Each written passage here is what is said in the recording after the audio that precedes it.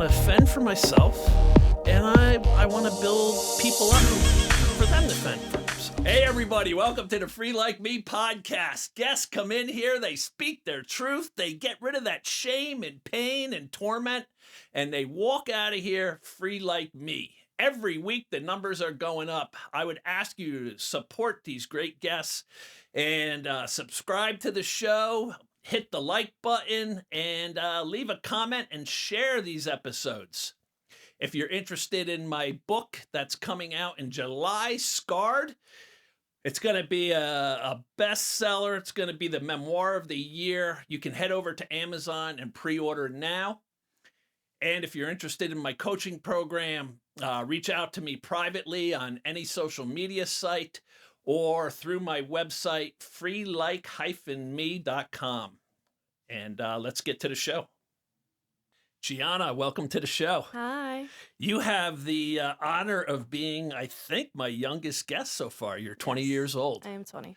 And you're absolutely beautiful. Thank you. You're welcome. And, you know when I was younger, I used to just crank on this big smile for the world to see. And, nobody suspected that happy, outgoing Clark could have this hell that he's holding inside. And do you feel that you've done the same thing? Like you've held hell inside and put this beautiful face out to the world with a smile on? I feel like definitely yes, but also I was so self-destructive for a period of time in my life that people could tell like there's something wrong with this girl. Like something had to have happened because nobody acts that way. Just normal. Yeah. Yeah. So, my destruction came later on, but so you started destructing when your teen years? Yeah. Yeah. Okay. So people were like, huh, what's going on with her? Yeah, definitely. All right. But the big difference is I didn't start healing until I got arrested at 46. You started at, I think, 17 to begin the healing process. Yeah. So you're like, you're 30 years ahead of me in the healing process. I wish at your age I could have spoke out and began healing. Yeah. So like, bravo to you. Thank you. Oh, it's so huge, man. Like, so now hopefully you don't have decades of drug abuse and one night stands and self-destruction. And hopefully you got that self-destruction out of the way. All that happened already. Yeah.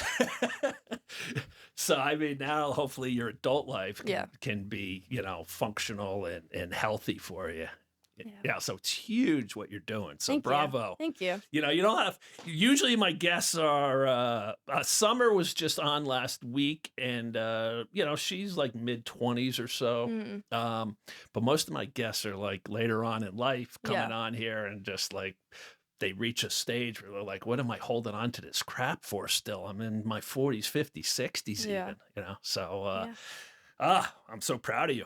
Thank you. That's great. So where'd you grow up? So I grew up in Mine Hill. Hill. Yeah. So people from out of state, that's New Jersey? Yes, New Jersey. Okay. So I grew up in Mine Hill, and then my parents got divorced when I was 6, so 2010.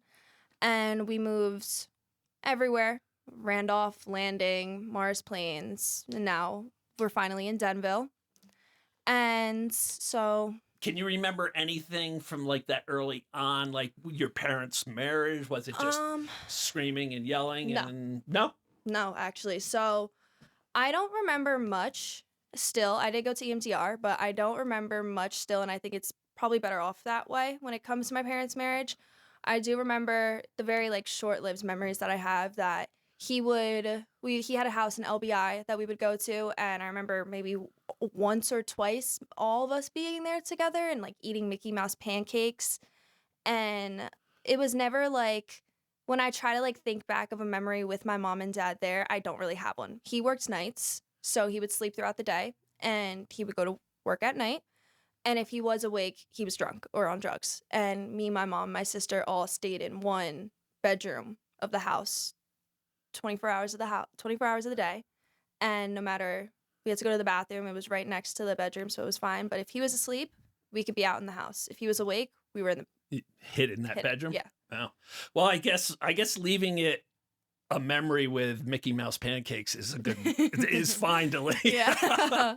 Because you got enough other memories stuff. Yeah. We could leave it with Mickey Mouse. So does he have like joint custody? Are you having to see him on the weekends? So it's split custody. So I see him I saw him every other weekend for years. Till I was in high school. High school. Yeah.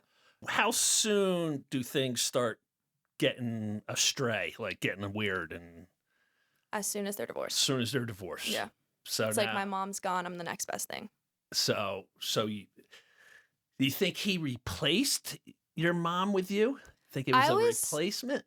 During the beginning of my finding everything out, I kind of tried to think of like every single excuse possible to be like this. Every it's scenario? anything, yeah. So one that I still kind of do think about is he couldn't have my mom anymore. My mom and I are very similar looking.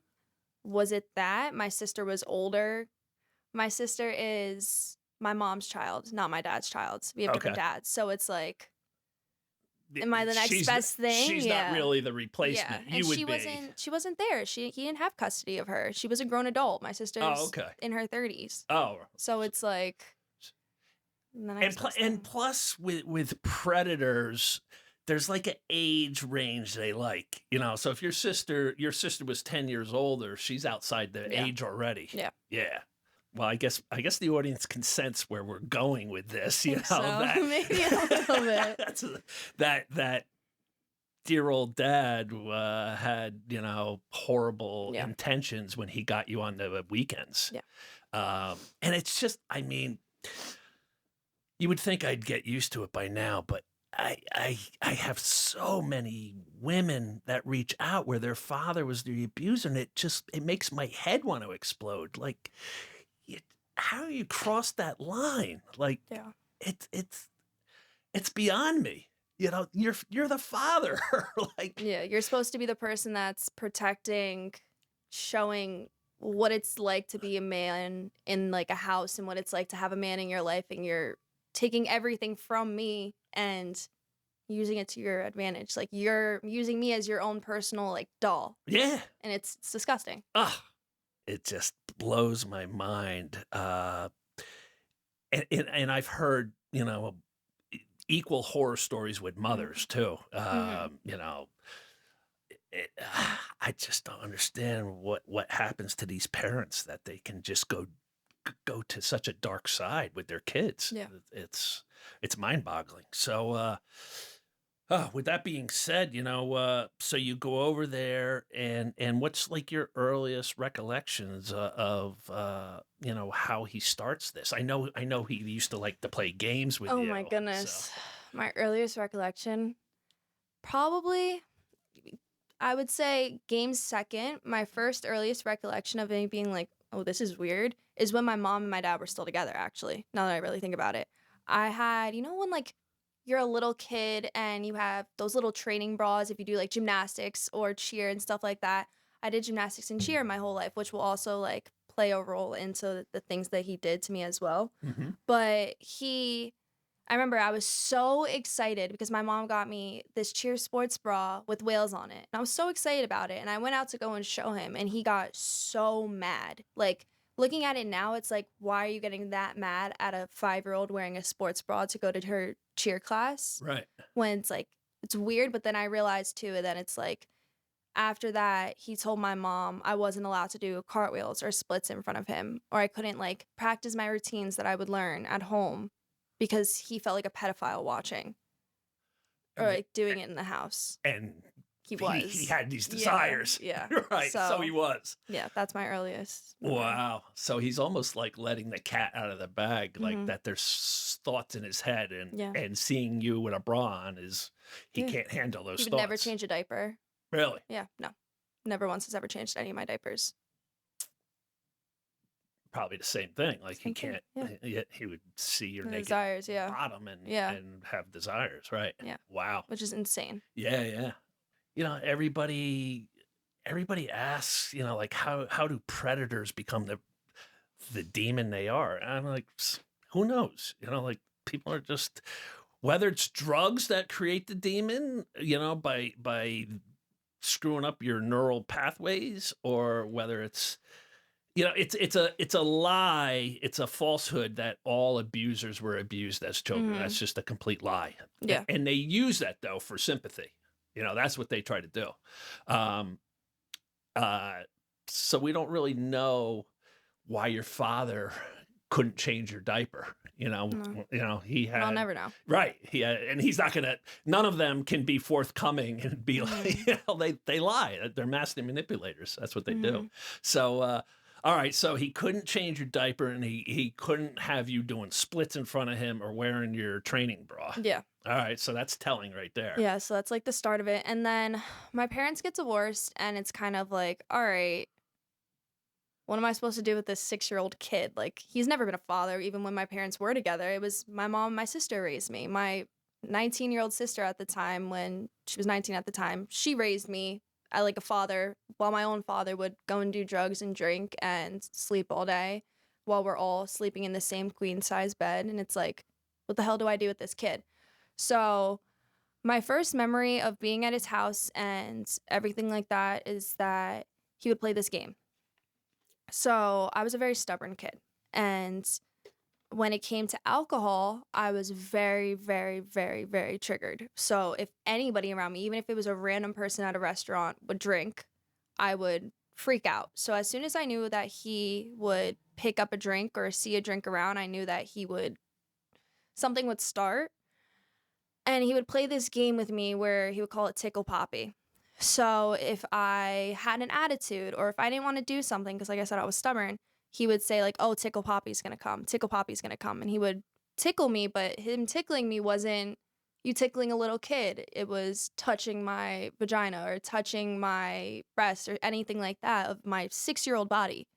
So it's like I didn't say anything about it because I was told you have to keep a secret to be a good person. And to be a good person, you keep secrets and like all of these things. So I never said anything about it, but he would play these games with me where he would tickle me and it wasn't tickling.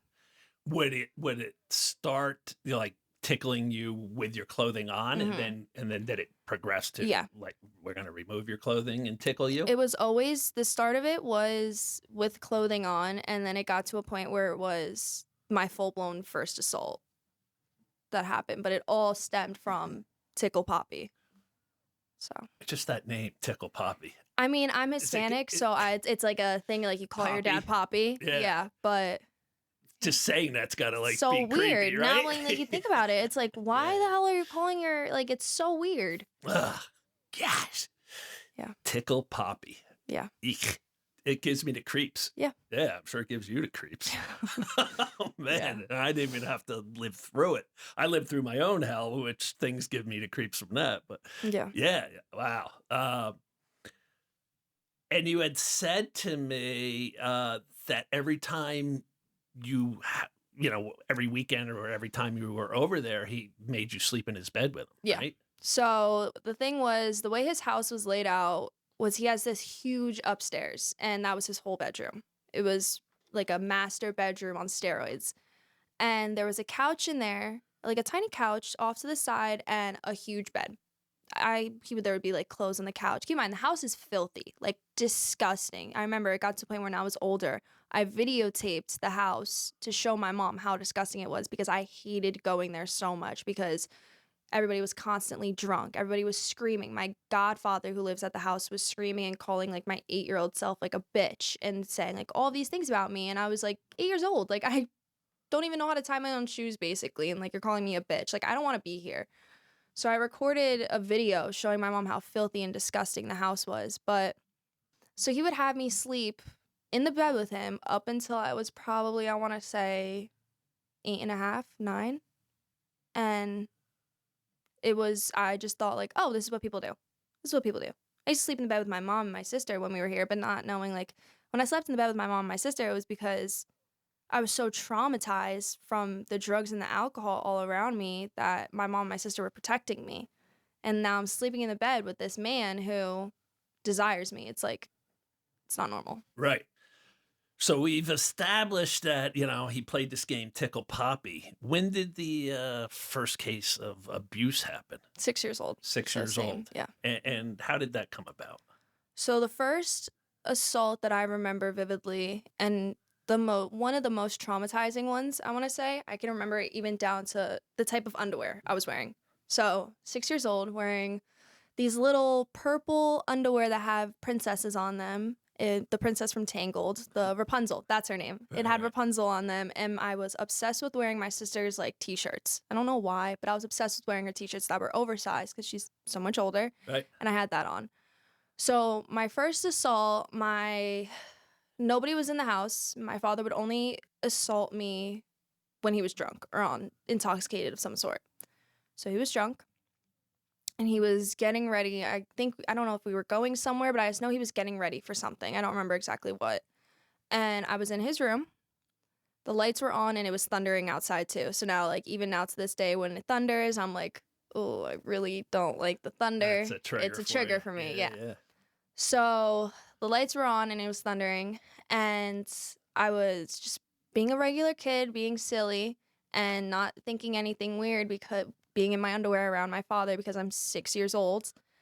And he put me onto the bed and told me we're going to play a little game. And I was like, oh, okay, we're going to play a game. And then he was like, but this game, you can't tell anybody about this game. Like, this game's a secret. And I was like, okay. And he was like, but you know what I tell you about secrets, right? You have to keep secrets to be a good person. If you say anything about your secrets to other people, you're not a good person. So I was like, okay, like, I'm 6. Like, I don't know what's happening. Right. And so I was 6 when my abuser first touched me after my open heart surgery scar. Mm-hmm. And he's like, we can't be army buddies if you tell people that I touched your open heart scar. Yeah. He goes, this has to be our secret. And I'm like, yeah, I can keep secrets. like, okay, cool. Yeah, like, right. Whatever. Yeah. So I'm laying on this bed. It's his bed. It's made. The covers are like, the bed's made. I'm laying on this bed and I'm looking up on him. And keep in mind, I'm 5'5". My father is like 6'1", 6'2". I was 6 years old, so I was like tiny, like right. short. And this man is tall. So in my head, this man's a giant. Like, he's huge. And I'm like I'm laying down, looking at him, and I remember I looked into his eyes, and the look that I saw in his eyes, it was like he was not human. Is like the only way to explain it. You also? Yeah. Do you know how many people have said that? It's like, and my abuser too. His eyes would change dark. Dark, yes. Yeah. It's like, you are not human. And I'm looking at him, and I remember I looked into his eyes, and I was like, oh, like, I didn't like it. Like, I remember the feeling of just being uncomfortable and scared. So many guests say that same exact thing. Yeah. So I'm laying on this bed, and then he's like, all right, we're going to start our game. And I was like, okay, but I'm looking at his eyes, and I could sense, like, something's not right. Like, this is terrifying. He lifts my legs up above my head, and he says, like, okay, we're going to start our game. Lifts my legs up above my head and takes my underwear off of me, puts them around my ankles. So now I'm not having this. I'm like, what's going on? Like, this is not right. So I'm like, Poppy, stop. Poppy, stop. And he's like, no, we have to play our game. So he spits on me, spits on my vagina, and doesn't insert himself inside of me. He never once inserted himself inside of me. It was always on top of me. And it was oral. So he would orally do stuff to you? Yes. Right. And during this, my legs are above my head, my ankles. He put his mouth on me and started performing oral sex on my 6-year-old body. Right. So I was crying, obviously, and saying, stop, Poppy, stop. I don't like this. I don't like this. I remember after that, he looked at me, and once again, like his eyes were just like, this isn't normal. And I remember I covered my face because I was like, if I cover my face, maybe he'll stop. Maybe he'll stop. So I covered my face, and he put himself on top of me and started rubbing himself on me until he ejaculated. And then now I'm 6 years old with my father's semen all over me. And he was like, all right, come on, let's go play. We're going to go shower, and then we're going to go play. And I was like, what? And then it's like he snapped back like like, it was regular. And I was like, what the hell just happened? And he showers me and puts on a show and goes back upstairs like nothing happened. Like nothing happened. And he goes back to being a dad. Yeah. Or lack thereof, but right. Yeah. His version of a dad. Already, he wasn't a good one to begin with. Right. And then you're left to, like, in your mind to be like, what in the world just happened? What just happened? Like, Right. what is going on? I mean, can you, at 6, you probably can't even like put together what, I mean, because you don't have words for ejaculation or words for sex. You don't have words for any of it. Words for oral. You just No. know that you just know deep down in you what Yeah. happened just felt gross. Gross, yeah. Ugh. I knew what. See, it was weird. I didn't know what sex was, but I knew what it was to extent, and I knew how to spell it. So I remember, I just thought about this right now. I lived in Landing at the time. It was right after my parents divorced, and I was with my mom, and we were in this like food marketplace, and on one of the magazines said sex. And I go to my mom, I go, what does that spell? S-E-X. What does that spell? And she was like, I'll tell you when you're older. Because I'm 6 years old. I don't even know what that is. Right. But I'm looking at her and I'm like, I know what that is. Like, I'm not saying it, but I'm looking at her like, I know what that is. And like, I just, like, that's what happens to me. Oh, yeah? In my head, That's I'm what you were thinking, I was saying? like, that's what he does. That's what happens to me. Wow. How often are more incidents like that occurring? You said he never like penetrated you. Yeah. It was always the It was always rubbing on the oral and outside rubbing, yeah. and oral. Did he make you do oral to him? No. No. It was just to me. Just oral on you and then the rubbing and ejaculation on you. Yeah. And it happened more than once. Yeah. Over and over. So. You had said to me that one time you wanted to go out and play, but he wouldn't let you Unless I let him tickle me or I let him do things to me. Yeah, you had said he made you dance naked for him. Oh, yes, that time. So I was playing already, and I was out on my swing set, and he looked at me, he was like, all right, dance for me. I looked at him and I was like, what? Like, okay. Like, I have been doing good in gymnastics. Like, I could show you that. And he was like, no, like, go ahead. Like, dance for me, like, on the swing. And I remember I literally took the swing and I was wearing a dress and I lifted up my dress and showed him, like, my butt on the swing because that's what he would have me do. And that's what I genuinely thought was normal. And, like, saying that out loud makes you sound like a crazy person. It's like, why the hell are you showing your father, like, doing a striptease for your father at 6 years old? Right. And that's literally what he would have me do. It's basically, like, perform strip teases for him at 6 years old. And your grandfather and your uncle are living at this house? Godfather. Or always godfather? At the time, my uncle wasn't there yet. It was just my godfather. All right. Are any of them, like, seeing anything or doing anything, questioning anything? You sleeping in the room? So my godfather also is an alcoholic. Right now in the house, from what I know, it's my father, my godfather, my uncle, and my brother are in that house that I grew up in Mine Hill right now, from what I know. But I don't. Back then, it was just me, my father, and my godfather. As soon as my mom and dad divorced, my godfather moved in. He's also a raging alcoholic, works nights, so sleeps throughout the day, drinks all whenever he can. And it was kind of like, they were just drinking buddies. Right. It was like, when you're like in college and you have a friend and you're like, that's the person you're going to go out to the bars with every weekend. That was like his drinking buddy. The godfather. Yeah, your father. it was my godfather. Right. So my godfather's in that house, and he, from what I remember, he never touched me or did anything to me. And it was kind of just like, I just wanted someone to play with me in the right way and like kind of like be my friend or like be my dad. So, like, my godfather, I remember, like, there was, like, one memory of him and I, like, passing a basketball back and forth outside while my dad was asleep throughout the day. Or, like, my godfather would decorate for Halloween and outside and make it, like, insane. And I would get so happy about that. So, it was, like, he never did anything to me physically or anything sexually. If anything, it was more, like, the alcohol and the drugs were absurd, obviously, and never took care of me. It wasn't his job to. I mean, he was my godfather, not my father, but he was more of like a deadbeat dad than my own deadbeat dad was. Right. And you keep mentioning drug. What was the drug of choice? Cocaine. Coke? Yeah. So just doing coke and drinking. And, yeah. From what I know, there could be more that like I just don't know about, but right. I know pills also. So I don't know what kind of pill, but I just know pills too. Father would take pills. Yeah. Yeah. And you're having to go over there how often? Every other weekend. Every other weekend. Yeah, so and twice it's a pretty month. much every time you're over there, some sort of assault is happening. Some sort of weird thing is Yeah, going on something. every single time. Yeah. Whether it's full blown or if it's right, the whether it's just thing. him tickling you or making you dance or full blown, you know, where he's Yeah. ejaculating on you or giving you oral. Yeah. Yeah. Wow. And tell me about the trip to LBI that you took and the ducks and all that. Okay, so I was 7, maybe 7.5, closer to 8, and parents are divorced, and he would get this house in LBI every single year.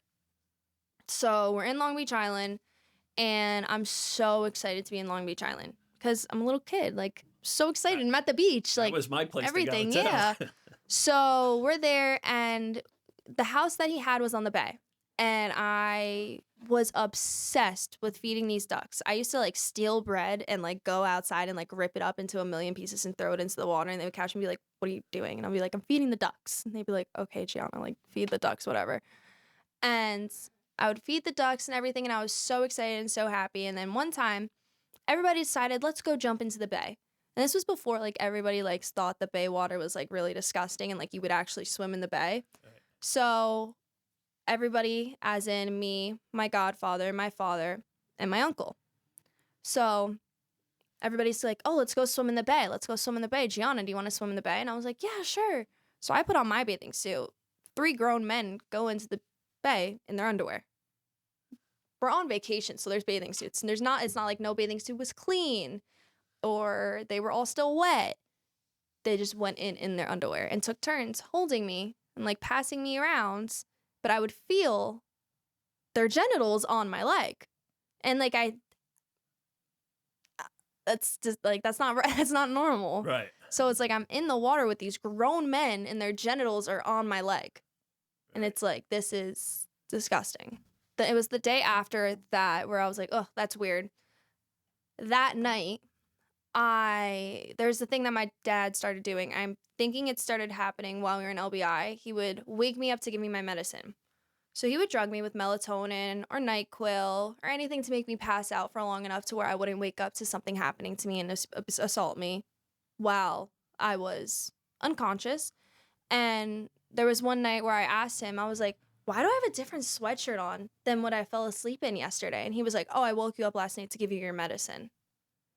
But I woke up in different clothes than I had on. And there's a picture of me knocked out. Like to this day, like I still have this picture somewhere. Knocked out in a zip up. Half the zip up's like twisted and it's like not on correctly. And he changed me to give me my medicine, which later I found out giving my medicine was to knock me out, to do something to me or to look at me or to touch me in some sort of way or have me be knocked out so he can touch himself. And so he would do that. Then if I wanted to feed the ducks on any other time when we were there, he would have me sit on his lap and straddle him and kind of like rub myself on him until he was like, all right, now you can go feed the ducks, to get some type of rise out of me being, I guess, like feeling my body on him. And I would have to like do things to do like things that regular kids would want to do. That just wasn't right. Right. So yeah, I had another guest whose father would do the same thing. Like if she wanted to go outside and play, he'd be like, all right, you know what you have to do first. Mhm. And she'd have to give him oral. And if she wanted a bicycle, you know, like, all right, I'll get you a bike. You know what you got to do, you know? Yeah. So, and your father's like basically doing the same. You want to go feed the ducks? Well, you got to straddle daddy. Yeah. And then the NyQuil thing. Yeah. Ugh. Yeah. And then who knows what was going on? Who knows? To this day, no clue. Right. What extent he was taking it to Yeah. while you're knocked out on NyQuil. Mm-hmm. The guy who arrested me, he and I became good friends, and he told me a story he investigated where they found all these videotapes, and this father would give sleeping medicine to his daughter, 7-year-old daughter, and then he would film himself, masturbating on her face. Yeah, I can And only imagine. yeah, and it was just so this cop was so horrified. And then now you're saying basically the same thing. Your father's giving you a NyQuil to knock you out, and then who knows what kind of hell he's doing with you. Yeah. Ugh, it's Yeah. just ay.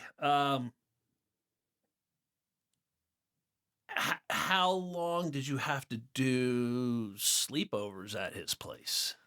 So every other weekend from 6 years old until probably, I want to say COVID, because Really? yeah. So I hated going to his house. Everybody knew it.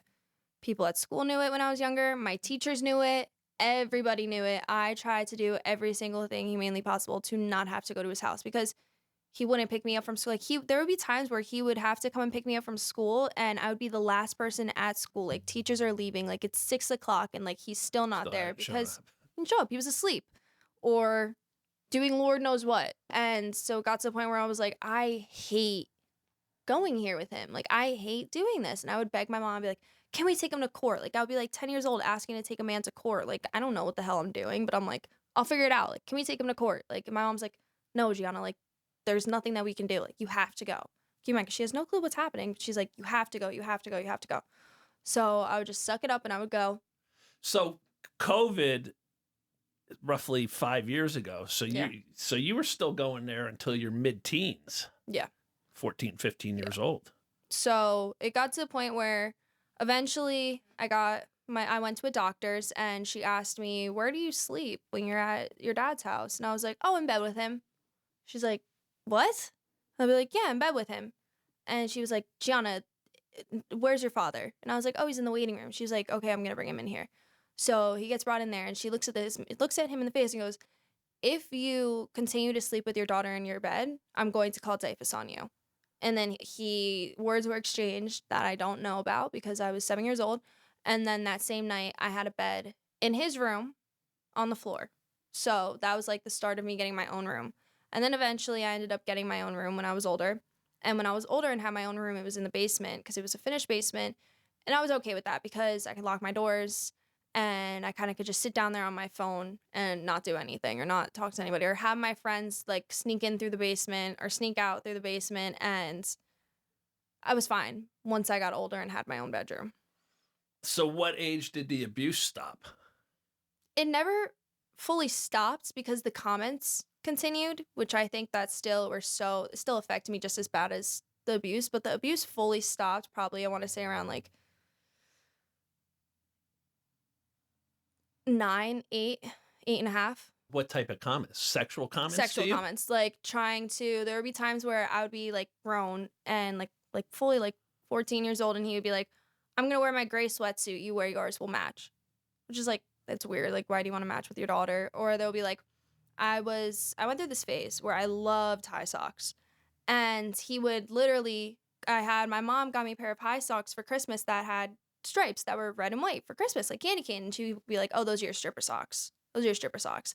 And then it got to the point where I was like, I was around the age of going in, talking with boys. And it was, no boy will ever replace me. No boy will ever replace me. Like, you will never be replaced by a boy. Like, your body is so beautiful. Like, your body. Boys are going to want to do crazy things to you. Boys are going to want to do disgusting things to you. Trying to, like, talk about the things that boys are going to want to do sexually to me, which is just, like, weird. It's not in, like, well, be careful and make sure you use protection or, like, a regular talk you would have with your child. It was, like, a fantasizing of what he would do to me talk Right. about other people. Right. So it was, like, the comments never really stopped. Is what he did from 6 to 8.5, are you cognizant of it through, as you're going through your teen years, or have you like put that in a box somewhere down deep and it's like blacked out? Up until 17 years old, my memories of 10 and under were very sporadic. It was like, I remember little things, but there would be things that would trigger me and make my whole body like clamp up and be like, why do I feel like this? Like, what is wrong with me? What is wrong with me? And I went to so many different therapists starting at the age of 6 because, like, everybody knew that there was something wrong with me. to the point where it was like my mom took me to a therapist at the age of 6, and they were like, "Oh, we don't know." You had said early on when I asked you at the start of this, that people knew something was That's wrong what I'm trying because to of get your into. behavior. So where did, like what type of things with your behavior started to go awry? I tried to set my dad's house on fire. Yeah. So that was the first thing. Right. And I was playing with fire a lot. So that's a sign, when now that I'm like educated on it, that's a huge sign of abuse of some sort. Yes, I did the same thing. I remember there's probably like to this day, I don't think he knows about it. I mean, I don't know, but as of like however until like I was in contact with him, he didn't know about it. I had a shoebox in there, and there was like, I don't know what it's called, the paper inside the shoebox that like covers the shoes. I set that on fire so bad, and it fell onto the carpet, and there was a giant hole in the carpet in the basement because I set it on fire, and I had to like stop, and I put like a blanket over it to like act like it was like a rug, and like got away with it because the house is so disgusting. He didn't care anyways. But I did everything humanely possible to like try to set something on fire. Like I'd be in the kitchen playing with matches, putting them on paper, and like letting the paper go over the counter, and like putting hand sanitizer on it to try to see how high I could get this fire, but only in his house. I would never do it in my mom's house, only in his house. I was obsessing over fire. I was obsessing over things. So that was like one behavior. I was extremely just everywhere, like ADHD, but like on steroids. And it was like to the point where I couldn't focus, and they were like, okay, she probably has a learning disability, or okay, she has this, okay, she has that. And I'd go to therapists, and I remember the first time I ever went to a therapist, I was 6 years old, or a psychiatrist. I was 6 years old, and I asked my mom, like, we were there for so long. And I remember I was sitting on my mom's lap, and I looked at her, I was like, can we leave now? Like, I'm over this. Like, can we leave now? And my mom was like, not yet, Gianna, like, soon. And she's like, oh, she has ADHD. She's like, just needs to, like, some medicine when she gets older. Like, it's just ADHD. My mom was like, this isn't just ADHD. Like, my child is crazy. Like, my child's genuinely crazy. And then once I got older, it was when it kind of like took a turn, and I was like, everybody was like, what is wrong with her? So around, I want to say probably middle school is when like 6th grade's like when it all like started manifesting, and then 8th grade full blown is when my life kind of like did a 360, and I fully became self-destructive, sick, everything humanly possible happened starting in 8th grade. So I'm still going to all these doctors, and they're saying like, oh, it's behavioral, it's behavioral, it's behavioral, it's behavioral. 8th grade, I get diagnosed with anorexia nervosa. So I was in and out of therapies, programs. I ended up getting taken out of school in 8th grade for 4 months. I want to say 4 months. I was out of school, and I was inpatient in a program. I was starving myself, literally on my deathbed. Like I was literally withering away. And then I go into high school, and I'm still going to these doctors, and my mom's trying to figure out what's wrong with me. Like, what's wrong with my daughter? Like, now it's not just she's starving herself, she's cutting herself. So now I'm self-harming. And that's one of the big things. And my self-harm got to a point where it became an addiction. And I was self-harming so much to the point where I was like, when I was sick with my eating disorder, my sick brain told me like, well, if you self-harm enough, the calories will come out in the blood. Obviously, like, that's so not logical, but I was sick, like so sick that that's what I believed with my eating disorder. And then freshman year of high school comes around, I'm out of the hospital, and this is kind of when my boy crazy, all my little like stuff starts, and I have my first kiss. So everything's fine, thinking like, okay, it's normal. But when I had my first kiss, I'm terrified. Like after my first kiss, I kissed somebody once, and then I did not kiss anybody or let a boy near me or let a boy touch me for like 9 months. Because I was just scared. There's nothing wrong with the guy I had my first kiss with. I ended up being in a relationship with him, whatever.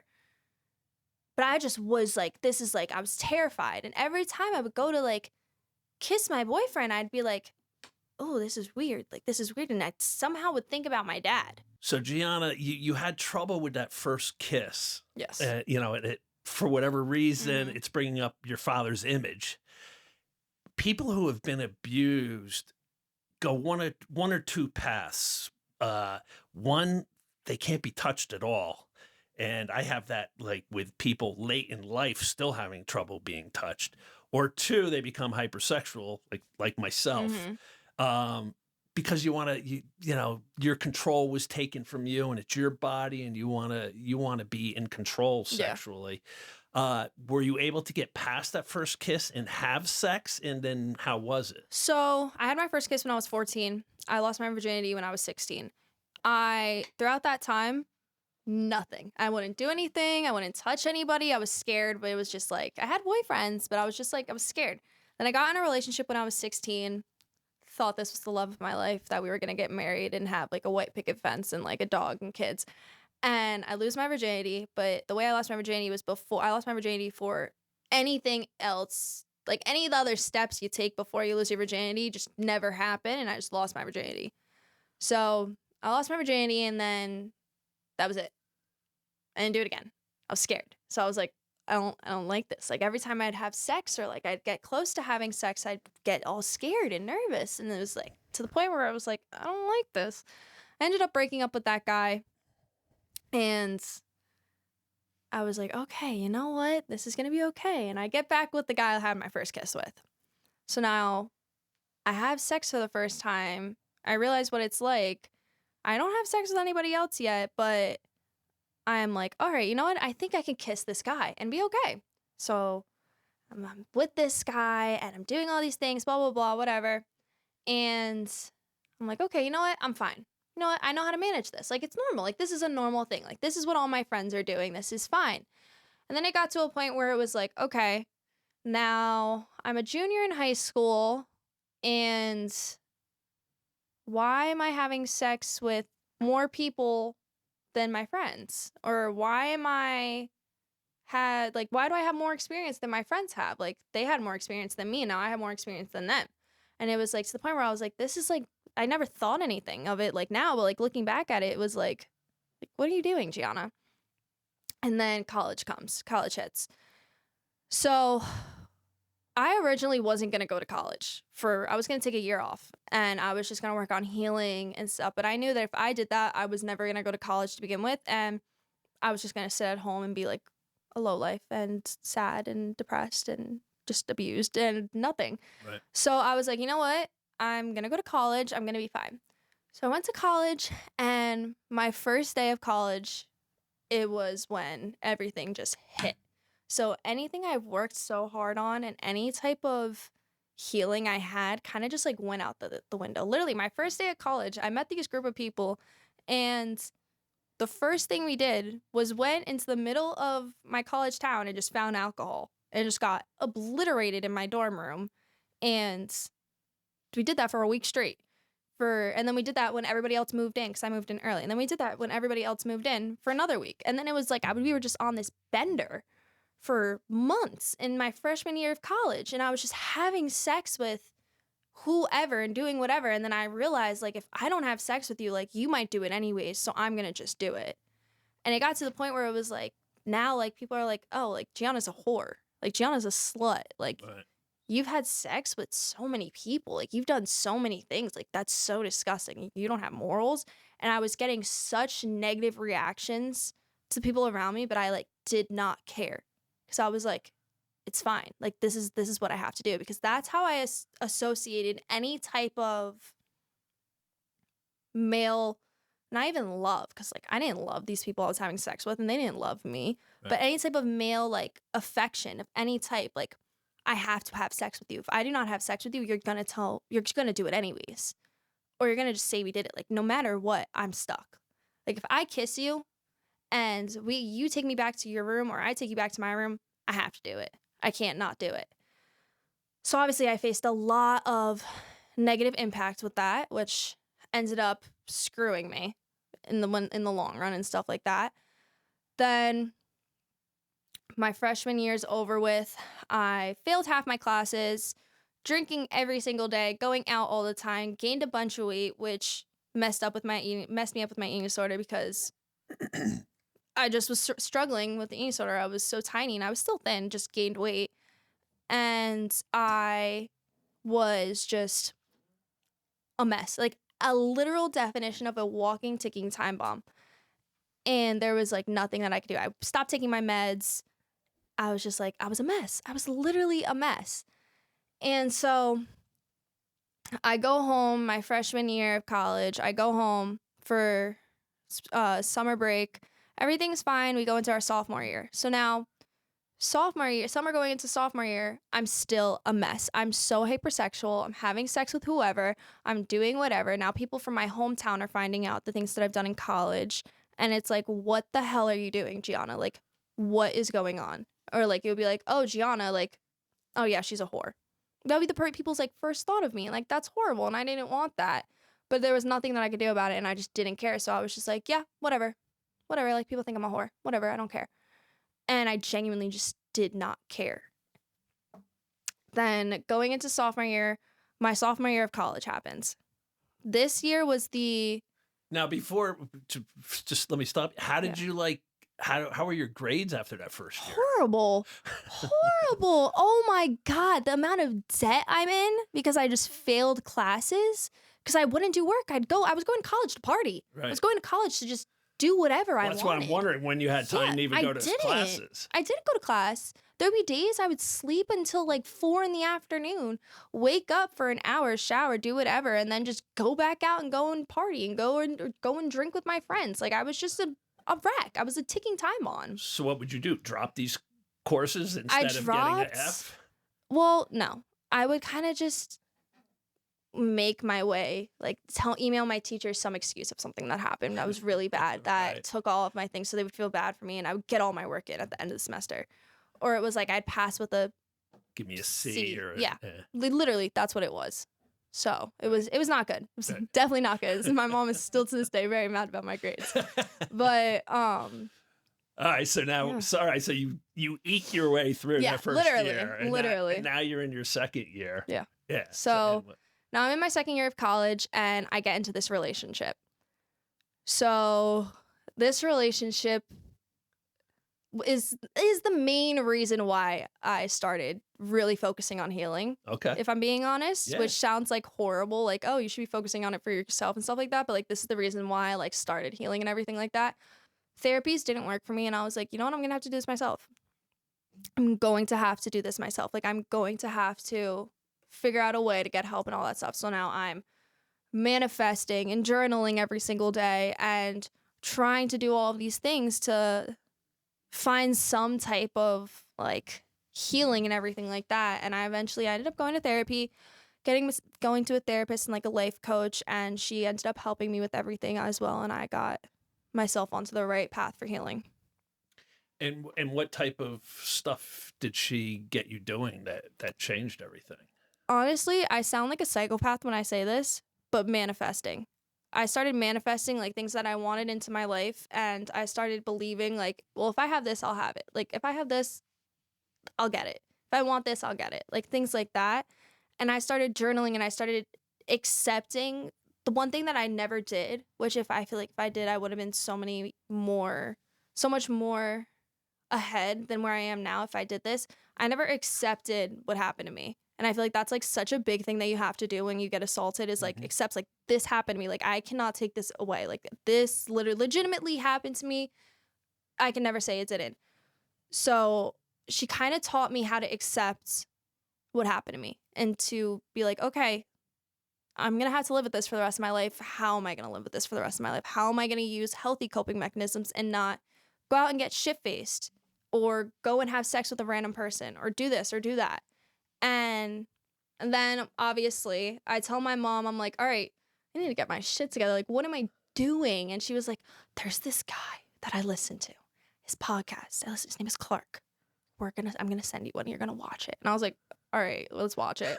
So I watched your podcast and I started watching your videos and everything like that with my mom and just on my own. And I realized like, wow, like there's like people like who like go through this. Like, there's people who are okay and like have their life together and like we're doing that stuff. And I started watching other people too, just in general.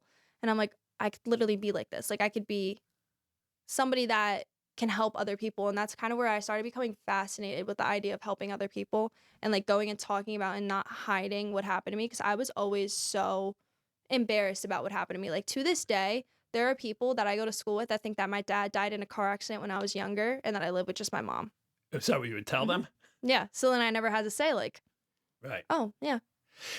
We sort of skipped through it, but I just want to touch on it before we close out, because you went from your sexual relationships in high school, and then we went right into the college. Mm-hmm. But at 17, you told me you had done EMDR therapy. Oh, yes. And then that's where everything from your childhood came back, right? Yeah. So let's just tell me about that experience. I always tell everybody, whoever says that they want to go to EMDR, that they have to be seriously ready for it, because it is something that will change your life completely. Like, there are things that I wish I knew going to EMDR therapy that I didn't know about, that I would pay $1 million to know about now and then do it again, because it is something that will seriously change your whole entire life, and you really don't know what's going to come out. So the way I found out about EMDR therapy was that my aunt on my father's side told my mom there's this therapy that you can get like hypnotized or something, and like it will make you remember things, because they knew my father was a drug addict and alcoholic, but they didn't care. Oh, also, they've completely disowned me from their last name. Anybody with the same last name as him, I'm completely disowned. They told my mother that they want absolutely nothing to do with me because they don't believe me. Including this aunt? Including this aunt. So Okay. I go to EMDR and we find this lady, all because this psychiatrist is the only one to this day to say, this is not behavioral. Something happened to her when she was younger. Like, this is a trauma indicated behavior. Like, something happened to her. Like, there is something wrong. And then we just found my EMDR therapist. We make the appointment, and before I go, I remember I told my mom, I was like, I feel like someone touched me. She was like, Gianna, what? I was like, yeah, I feel like someone touched me. She was like, okay, like that, like, what are you saying? Like, thinking I was probably just being like, whatever. Dramatic. Yeah, literally. And so I was like, yeah, I feel like someone touched me. Like, I don't know. I never thought it was my father. I thought that maybe it was my godfather or something like that. But like, something happened to me that wasn't right. We thought that we were just going to find out more about like his drinking, and that it was going to be to an extent that was like crazy or something like that, because I was cleaning up all of his alcohol. I was making mixed drinks at 6 years old for them. Like, we thought it was just going to be something that had to do with his drinking, that we were going to find out why I was so fucked up. And it ended up being obviously about all of my assault and stuff like that. And I remembered, and like, as soon as I got through one session of EMDR, it just puddled in everything, to the point where it was like, there was one point in time where I was like, I don't believe this is real. Like, this cannot be real. And I asked my mom, I was like, do you remember what his penis looks like? And she was like, what?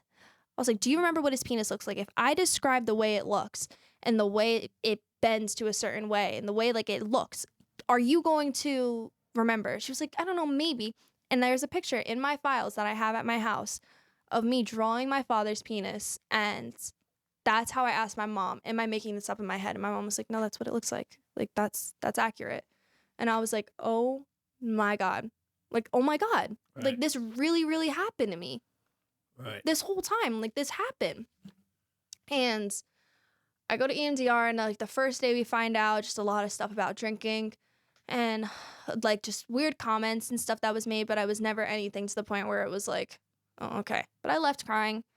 And then now, 2 days before my 18th birthday, I had my EMDR, and my mom told me too, she was like, do you really want to do EMDR today? Like, your birthday's in 2 days. Like, what if you find out something really bad? And I was like, I'm fine. Like, I'm fine. Like, have you met me? Like, I'll be fine. And then she's like, okay, Gianna, okay. So we go, and the way the office was where I did EMDR was I'd go into this room, and then there was this little like waiting area, and then you'd walk out, and there was like this fake like forest with like and I just remember there being a butterfly, and then you'd walk in, we would be parked all the way down. So I go in 2 days before my 18th birthday, not thinking of anything of like anything crazy is gonna come out or anything like that. And I sit down, I do my EMDR session, I find out my big assault. I don't even like saying find out, because then people are like, well, how didn't you know? Like that. But like, I remembered my big assault, and to this day, till that day, birthdays are ruined for me. I find out about him putting when I was 6 with the underwear and the princesses, and I ran out of the EMDR room to the bathroom, started projectile vomiting. And that's when my mom was like, what happened? Like, why is my child running to the bathroom to throw up, crying? Like, literally looks like white as a ghost. And I remember I asked her a couple of days ago, actually. I was like, do you remember anything from that day? And she was like, I've never seen you look like that. And I've never seen you move so fast to get to a bathroom. Like, you to this day, like, I have never seen you look like that. And my mom goes into the room and I wouldn't tell her. I could not get the words out saying, like, he raped me. He raped me. I couldn't get the words out, but I asked her about his penis, and that's when I drew it. And then I said to her, I was like, I want to go home. Like, I just want to go home. So we get out, and we're by the fake forest area, and we would always hug right there after every EMDR. I was in such bad, like, tears. I could not stand. So she's hugging me there, and my knees are, like, buckling, and I'm, like, trying to fall to the ground. And I couldn't fall to the ground because my mom was holding me up. But I was like, I cannot, like, be here right now. Like, this is not real. Like, this is not happening to me. My mom still, like, has no idea what happened. She gets me to the car and she looks at me. She goes, what happened, Gianna? Like, Gianna, tell me what happened. Like, what happened? And I look at her, I go, I can't say it. Do you have a piece of paper? She goes, yeah. She grabs her work bag. She grabs a sticky note and a pen. I remember it was a green pen. And I write down oral sex. And I gave it to her, and she goes, oh my God. And I open the car door, and I start throwing up outside the car door, right in front of this, like, restaurant, too. So, like, there's, like, people sitting outside eating dinner, and I'm, like, vomiting outside their car door. So, like, that's definitely appetizing. But, my mom was like, oh my God. And she was like, okay. Like, let's, like, we're gonna go home. We stopped at Wendy's. I remember this because she made me eat French fries because I was just getting so sick, and I needed to put something in me. So then we stop at Wendy's. We get home, and as soon as we got home, she told me, she was like, I'm so sorry I couldn't protect you from it. Like, I'm so sorry I could not protect you from it. And I went to bed, and I didn't go to school that next day. And then I went to school the day after that, and I just had to pretend in high school like I'm not finding out the worst things of my whole entire life. And right. So you have, like, uncorked the genie within you, you know, and then you go off to college and you know, so you have all this trauma that's come back to you, and then, you know, you self-destruct in college. Yeah. And then now you've, did you drop out after your second year? You stayed in it? I'm still in college. Yeah. I'm still in the same college. Oh, same place? Yeah. All right. So. And, you're more well-adjusted now. Definitely a lot more adjusted. I know how to handle everything, and I know how to be a normal college student. And, you know, I like to close out with either asking the guest what they've learned in this journey, or you can share what maybe daily routines keep you healthy, or what advice you would have for someone else, or anything that you want to share here at the end. You have to accept what happened to you.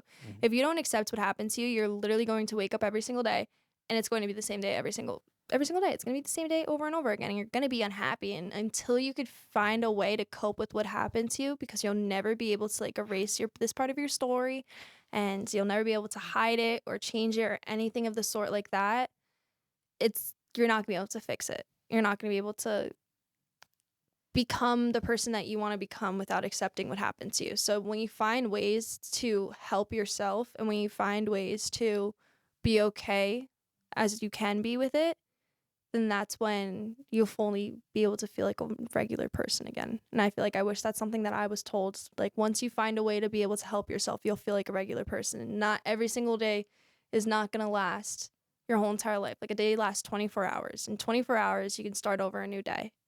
Right. And that's kind of what I wish I was told. Yeah, I feel like each day is its own little lifetime. It is. You know, you got a 24-hour lifetime ahead of you. You know, how are we going to live it? Yeah, I mean, I can't tell you how many posts over the years I've made about accepting what's happened to you. Like, if you're going to fight it, then you're just going to self-destruct. You know, if you can accept it. If you can accept it, you're golden. You can move on. Yeah. Right.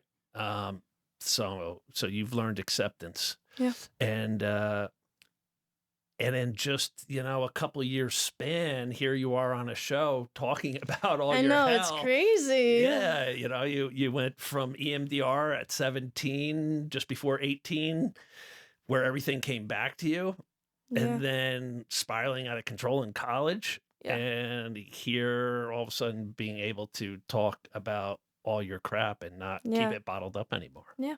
So bravo. Thank you. Thank you so much. Thanks for being here. I'm honored you came on. Thank you. All right, everybody. There's another episode of the Free Like Me podcast. Gianna came in, spoke her truth, and hopefully she walks out of here a little lighter and freer. We'll see you next week.